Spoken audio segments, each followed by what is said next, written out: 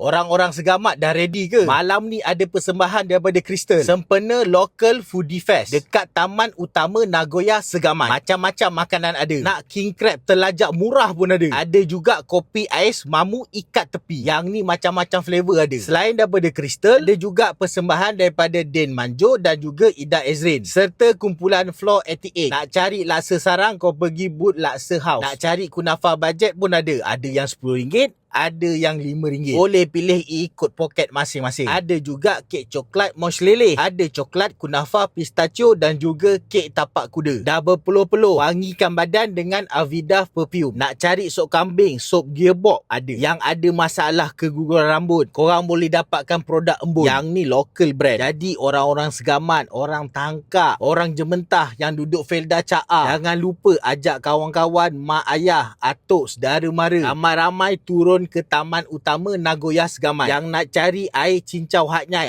dekat sini pun ada. Tak payah jauh-jauh pergi Hatnyai. Korang boleh dapatkan durian krip dari Larissa Dessert. Orang segamat mesti kenal ni, fresh avocado. Korang boleh dapatkan juga Vietnam spring roll. Murah ni, 4 pieces RM18. Boleh campur-campur. Event berlangsung 22 Julai sampai 26 Julai. Dari pukul 11 pagi sampai 12 tengah malam.